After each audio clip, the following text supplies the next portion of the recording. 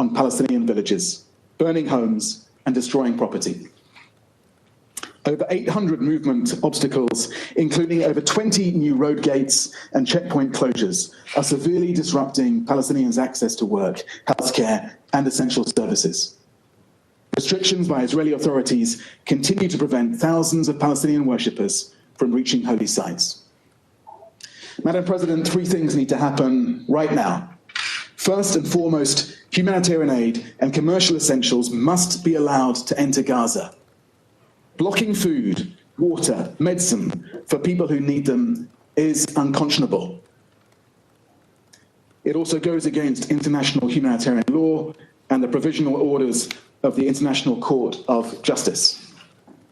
Second, we must renew the ceasefire. Over 48,000 Palestinians have been killed and thousands more are missing.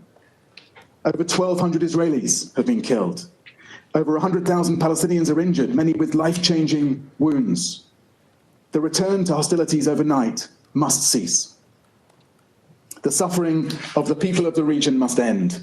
A renewed ceasefire is the best way of protecting civilians in Gaza, in the OPT, and in Israel, releasing hostages and detainees, and allowing aid and commercial supplies in. And third, the humanitarian response must be funded. We have received only 4% of what is needed. We don't even have enough to get through this quarter. In closing, I am reminded of a message I saw scrawled on a hospital whiteboard in Gaza, written by a doctor who was later killed. A message that has stuck with me. Whoever stays until the end will tell the story. We did what we could. Remember us. Madam President, colleagues on the Security Council, will we be able to say that we did what we could? Thank you. And I thank Mr. Fletcher for his briefing.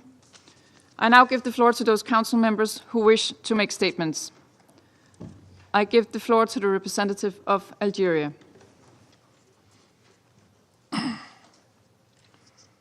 Madam President,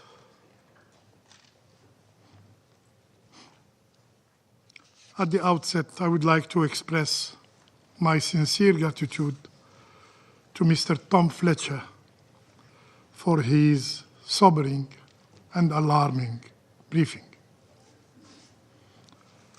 Algeria requested this meeting to address the blockade on Gaza, but recent development have made it more urgent and necessary as we witness another chapter of collective punishment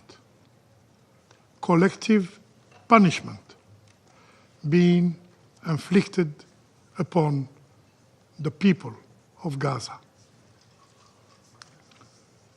This is not a routine briefing on the ongoing suffering enduring by the Palestinian civilians in Gaza.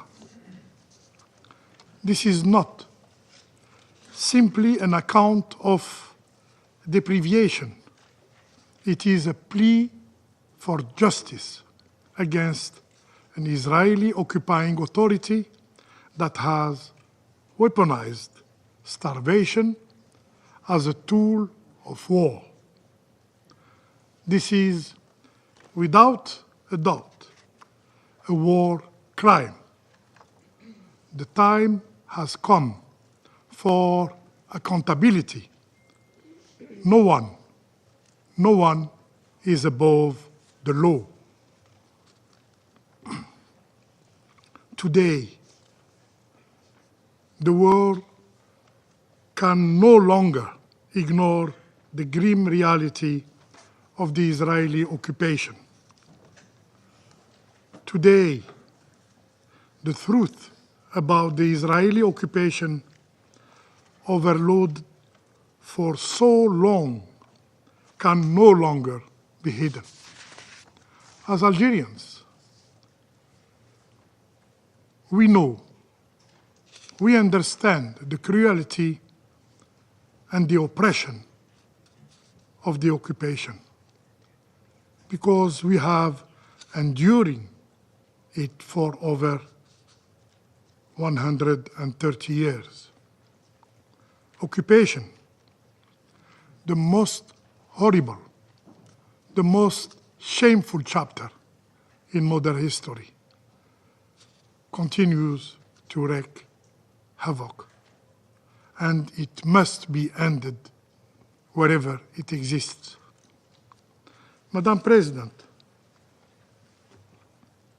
for now over 2 weeks, not a single aid truck have been allowed to enter Gaza.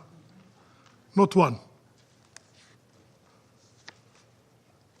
This deliberate blockade, timed to coincide with the holy month of Ramadan, is a calculated effort to break the resilience of the Palestinian people. With nearly 18 months of hunger already endured, 80% of Gaza's population has seen their sources of food vanished. Yet, as if starving people weren't enough, the Israeli occupying power is using water, yes, water, as a weapon of war. UNICEF reports that only 1 of 10 people in Gaza have access to clean water. And Israel has also taken the step of cutting off Gaza's electricity supply. The result? The sole desalination plant in Gaza is about to shut down, leaving an already weakened population without clean water. Without clean water. Are we really going to wait until more lives succumb to hunger and to epidemic? Madam President, this is not just about withholding aid. The Israeli occupation has targeted the entire Gaza's food system, making it impossible for the people to feed themselves today, and very difficult to sustain themselves in the future. According to the UN Special Rapporteur on the right to food, Mr. Michael Fakhri, Israel is not merely obstructing aid. It is methodically dismantling Gaza's food infrastructure. Moreover, after attacking UNRWA, the backbone of Gaza's humanitarian aid, Israel, as an occupying power, has imposed new restrictions on all NGOs, thus creating new administrative obstacles to their ability to operate and assist the Palestinian people. The Palestinian NGO network has rightfully condemned this move, calling it a deliberate attempt to silence international aid organizations and isolate Palestinian voices from the global community. Amidst this humanitarian catastrophe, the Israeli occupying forces brazenly took the liberty of killing Palestinians, completely disregarding the ceasefire agreement. Just this night, just last night, the Israeli forces have launched a series of indiscriminate airstrikes across Gaza, resulting in the death of more 400 people, the majority of them women and children. Once again, Palestinian blood is being used as a tool for the political calculations of the Israeli politicians. We condemn firmly these attacks, which constitute a violation of the ceasefire agreement reached 2 months ago. And we remind all parties that Resolution 2735 guarantees the continuation of the ceasefire as long as negotiations are ongoing. We also emphasize the responsibility of the mediators, the United States, Egypt, and Qatar, in ensuring compliance with the ceasefire agreement. Madam President, the International Court of Justice has already spoken on this matter. In its provisional measures, the ICJ has ordered Israel as the occupying power to immediately take all necessary actions to ensure the unimpeded delivery of urgent humanitarian aid to the people of Gaza. This includes the provision of basic services such as food, water, electricity, fuel, medical care, and sanitation. This very council, in its resolutions, has called for safe and unhindered humanitarian access. Yet, the Israeli occupying power continue not only to ignore international law, including the resolutions adopted by this Council,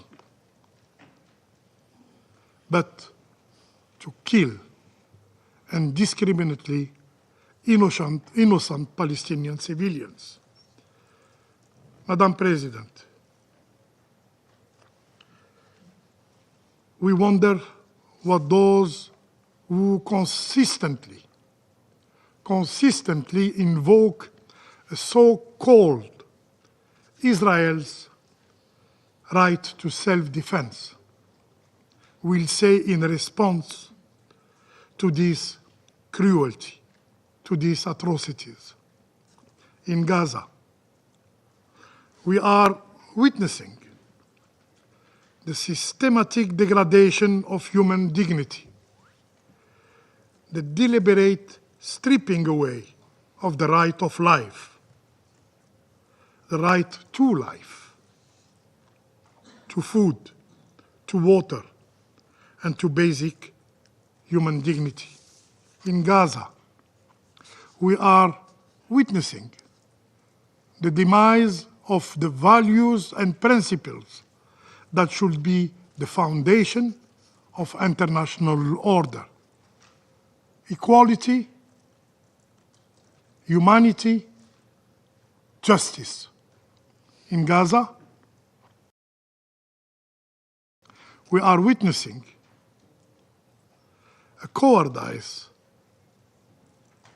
and brutality of the of the Israeli occupation that is in full display with no regard for innocent lives. Still silent, faced to these atrocities,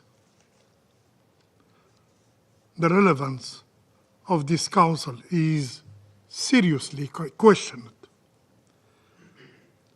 Will it ever dare to take responsibility?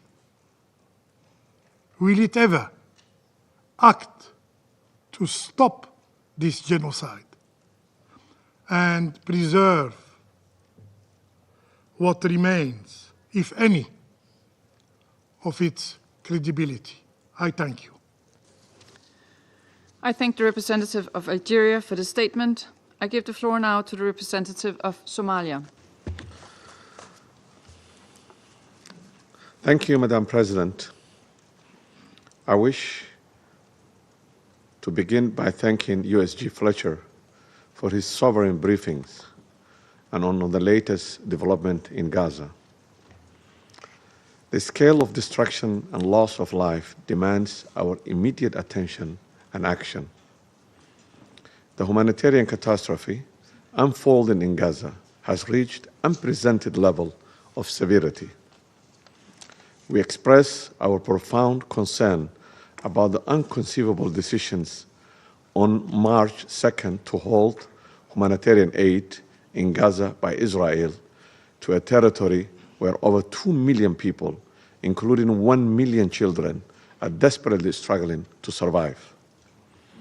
The suspension of humanitarian operation at a time when humanitarian needs are at their most critical threatens to completely unravel the already fragile humanitarian response. UNRWA's role is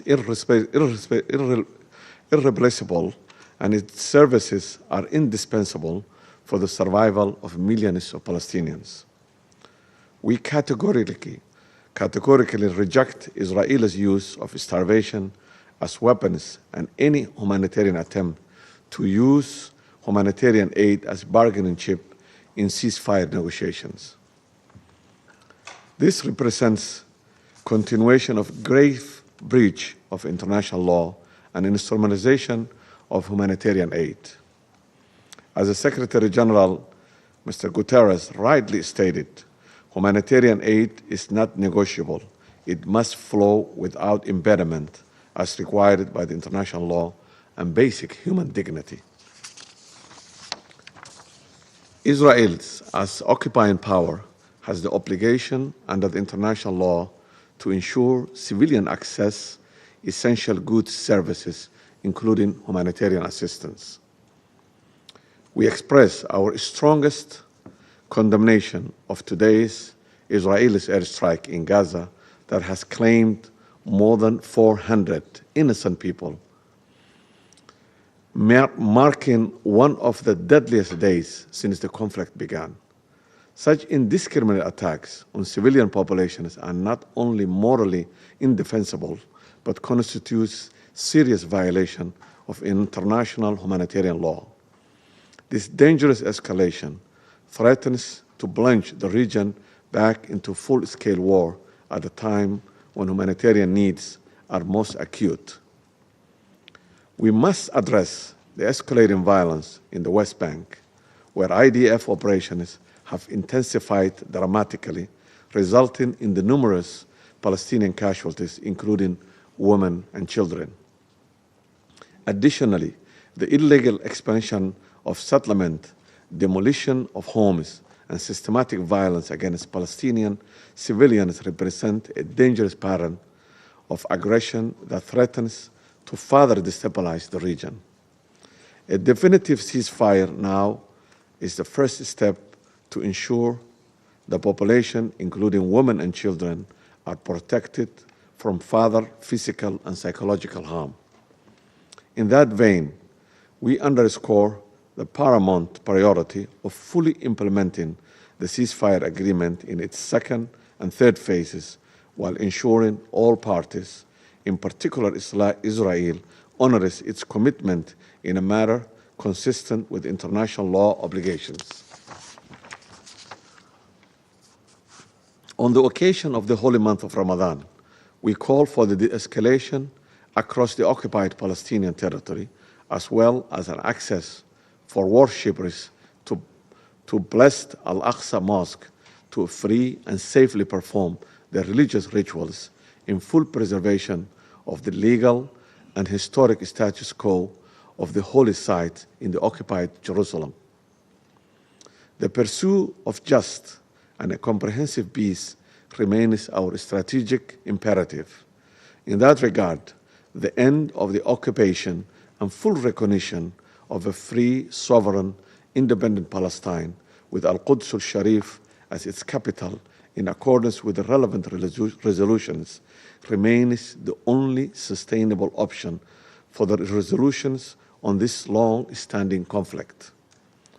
The international community must stand against any attempt to alter the demographic composition of forcibly displaced Palestinians from their camps and cities or annex any part of the West Bank or Gaza under any pretext.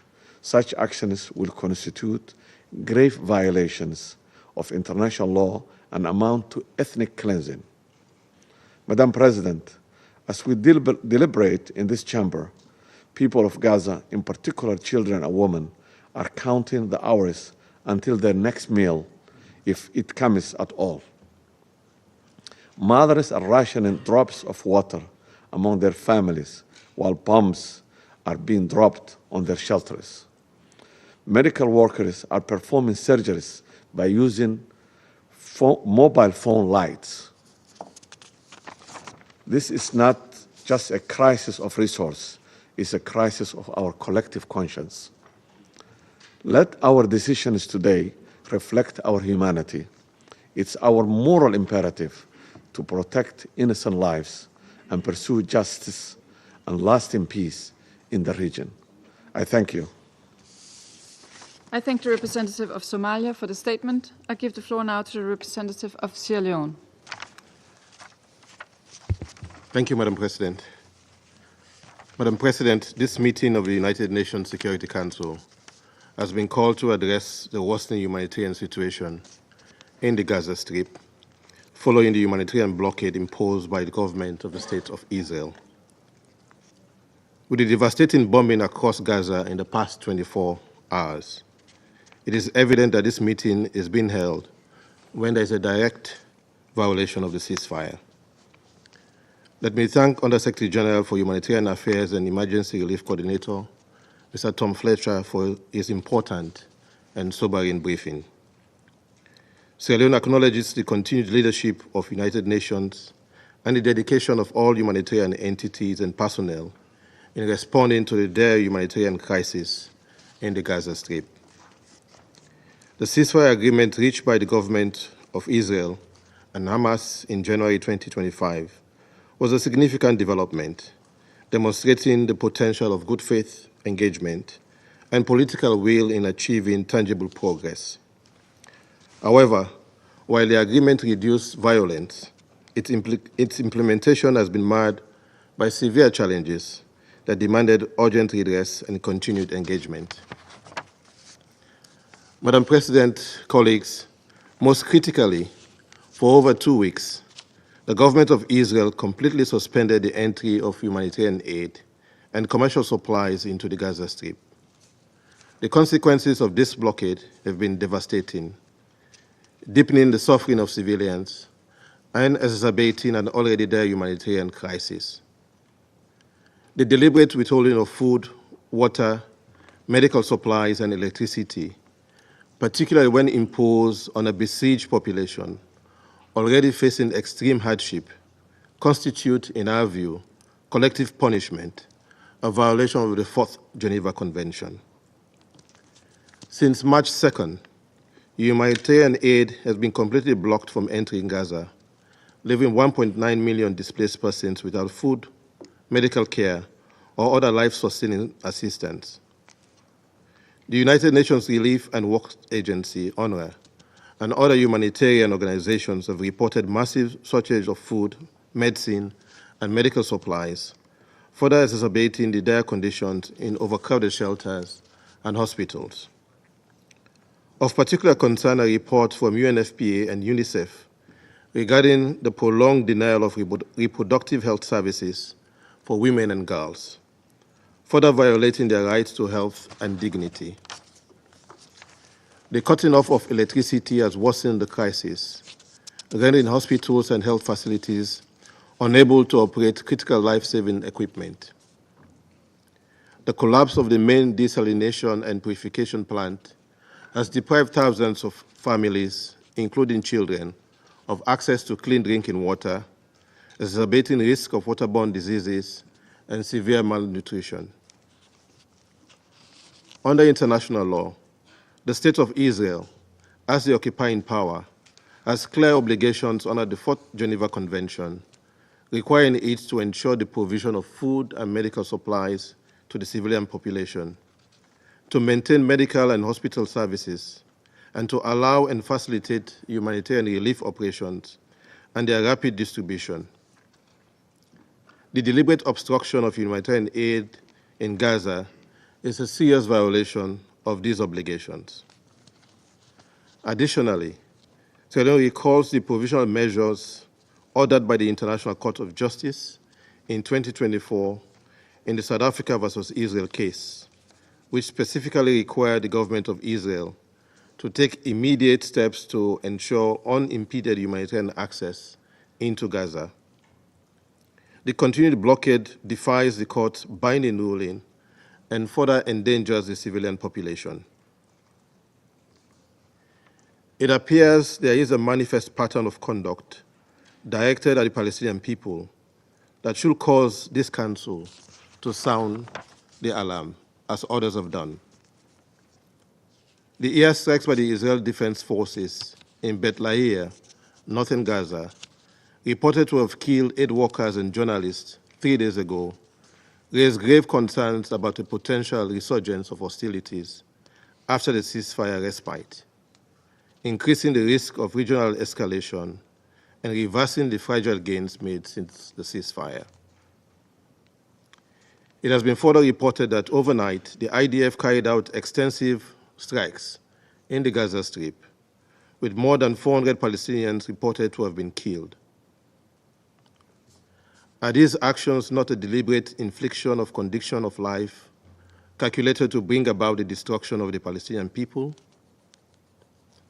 The collective punishment, indiscriminate killings, and withholding of food, water, and medical supplies essential for survival? Like a canary in the coal mine, we must sound the alarm. The intentional deprivation of humanitarian aid, when combined with the scale of suffering, displacement, and reported rhetoric from high-ranking officials advocating for such measures, raising serious concerns. This Council and the international community has a duty to act and to fulfill its obligations. Sierra Leone calls on the Security Council to take urgent action to ensure the immediate and full resumption of humanitarian aid to Gaza and to uphold international humanitarian law. We stress the importance of, first, reaffirming that the State of Israel, as the occupying power, must comply with its obligation under the Fourth Geneva Convention and international humanitarian law. Second, ensuring full compliance with the ICJ's provisional measures which demand unimpeded humanitarian access.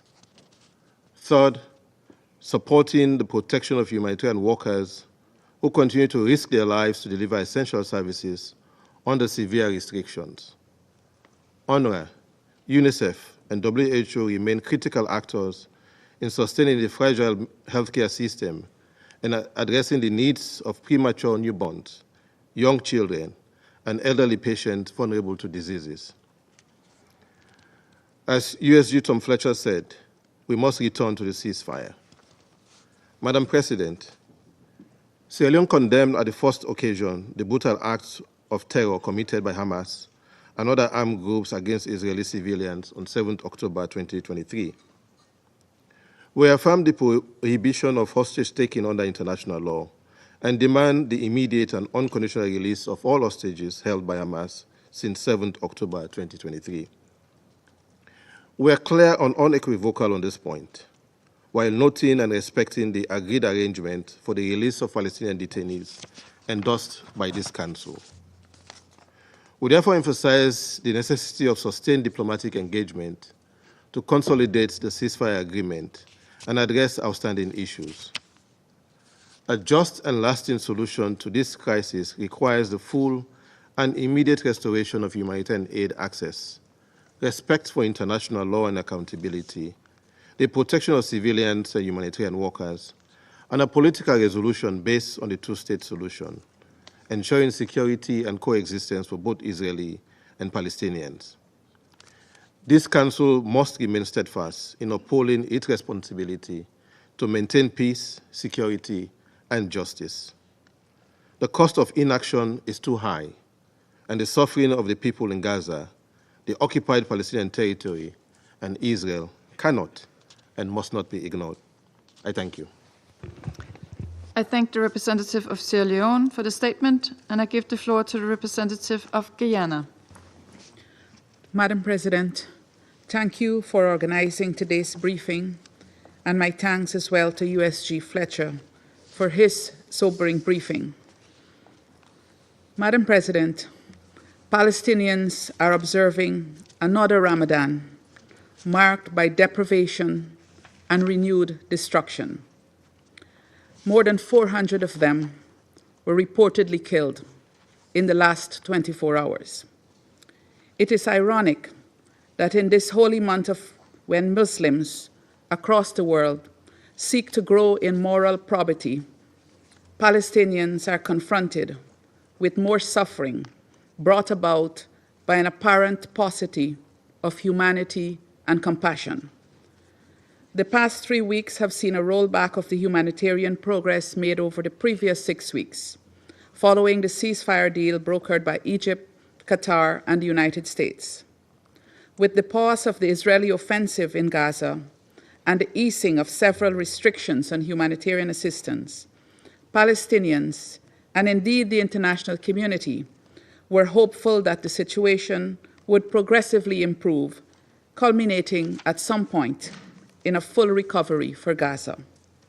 Guyana is therefore very disappointed that a decision was taken to halt humanitarian aid into Gaza since March 2nd on account of a deadlock in the negotiations between Israel and Hamas. This decision is illegal, since Israel is obligated under international law not to deprive civilians of the goods and services essential for their survival. Guyana is further disappointed that Palestinian civilians are again being made to walk the path of war, which has ravaged their lives and their land for over 15 months. Guyana calls on this Council to take the necessary action to prevent a repeat of the catastrophe which Gaza has endured for more than a year. Coupled with this new offensive, the ongoing aid blockade has placed Palestinians in an extremely precarious situation, as we have heard from USG Fletcher. Guyana calls on Israel to lift the ban on the entry of aid into Gaza, in keeping with its obligations under international humanitarian law. As asserted by the World Food Programme, and I quote, "Unimpeded humanitarian access is the only means of survival for many families," unquote. We therefore call for full respect for their right to life. We further call on Israel and Hamas to prioritize the lives and well-being of civilians and to urgently reach agreement on the next phase of the ceasefire deal and ultimately on a permanent ceasefire. We also call on Israel to halt airstrikes on Gaza, as these only strain the negotiating environment in addition to bringing more death and destruction. Madam President, as the largest gathering on women's empowerment and gender equality, the Commission on the Status of Women is currently meeting in New York. Allow me to speak on the pained reports of the situation of women and girls in Palestine, both in Gaza and the occupied West Bank. We have taken note of the 13th March report of the Independent International Commission of Inquiry on the occupied Palestinian territory, including East Jerusalem, on Israel's systematic use of sexual, reproductive, and other forms of gender-based violence since 7 October 2023. The report has elaborated the disproportionate impact of the war on Palestinian women and girls, who continue to bear the brunt of the decisions taken by those in power. Civilian women and girls have been reportedly targeted directly. Women have died from complications related to pregnancy and childbirth because of restrictions imposed and conditions created by the war. Their access to adequate health care, including reproductive health care, have been severely curtailed. The combination of starvation, denial of humanitarian assistance, destruction of Gaza's healthcare system, and lack of access to water and sanitation has caused severe reproductive harms to women, impacting all aspects of reproduction, including pregnancy, childbirth, postpartum recovery, and lactation. Further, women and girls are enduring conditions that severely limit their ability to manage postpartum bleeding and menstruation hygienically and with dignity. The mantra of no one left behind rings hollow when Palestinian women and girls see their rights trampled upon daily, and the very basic of necessities for female hygiene, which many of us take for granted, such as sanitary napkins and water, become a luxury. Madam President, one of the most painful realizations is all of this is happening in the 21st century. With all the international legal advances made for the protection and promotion of the rights of women and girls, the situation in Palestine should never have reached these proportions. The situation of children is equally distressing, Madam President. As reported by UNICEF, without aid entering the Gaza Strip, roughly 1 million children are again living without the very basics they need to survive. Madam President, dear colleagues, the people in Gaza continue to suffer because of political decisions that they had no part in making.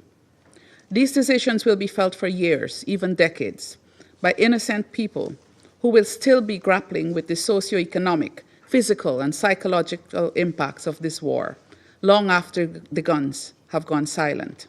In fact, this is a double tragedy, since the people of Israel will also continue to grapple with the consequences of a decades-old war that keeps pitting them against people who, just like themselves, dream of peace. Guyana's singular appeal to the parties is to prioritize peace for the people of Palestine and the people of Israel. In so doing, we reiterate the need for an immediate, unconditional, and permanent ceasefire to create the conditions for the recovery and reconstruction of Gaza. Guyana again calls on Israel to lift its illegal blockade of aid into the Gaza Strip to facilitate the easing of the dire humanitarian situation, and on the international community to scale up its humanitarian assistance. We also reiterate the demand for the immediate and unconditional release of all remaining hostages from Gaza and of Palestinian prisoners detained in Israeli jails without charge. Finally, Guyana calls for earnest efforts towards a lasting, just, and comprehensive peace between Israel and Palestine, premised on the two-state solution. Guyana remains committed to doing its part to this end. I thank you. I thank the representative of Guyana for the statement. Before I give the floor to the representative of France, I would like to announce our... Sorry, I'm sorry, I'm wrong here. So I now give the floor to the representative of the United States. Thank you. Thank you, Madam President. And thank you, Undersecretary General Coordinator Fletcher, for your briefing. Madam President, colleagues, the blame for the resumption of hostilities lies solely with Hamas. This brutal terrorist organization has steadfastly refused every proposal and deadline they've been presented over the past few weeks, including a bridge proposal to extend the ceasefire beyond Ramadan and Passover, to allow time to negotiate a framework for a permanent ceasefire. Hamas refused this offer, preferring still to hold hostages captive and hide amongst the people of Gaza, using them as human shields. It is the people of Gaza who will suffer further because of Hamas's disregard for human life. Madam President, in this context, I want to respond to the allegation of indiscriminate attacks by the IDF. The IDF is striking Hamas positions. It is well known that Hamas continues to use civilian infrastructure as launching pads, and the United States condemns this practice, as should others. President Trump has made clear that Hamas must release the hostages immediately or pay a high price, and we support Israel in its next steps. Hamas must release the hostages it abducted more than 17 months ago. Doing so would enable loved ones to be reunited and allow the return of remains for those killed while being held by Hamas. Unfortunately, Hamas has refused all attempts to find a way to extend the ceasefire. It has been weeks since Hamas has released any hostages. We must recognize Hamas's savagery for what it is. This terrorist organization committed the worst massacre of Jews since the Holocaust, raped and engaged in sexual violence toward Israeli hostages and other victims of the attack, released multiple hostages in a condition reminiscent of Holocaust survivors, and murdered and then paraded the coffins of the Bibas children through the streets. President Trump has been clear.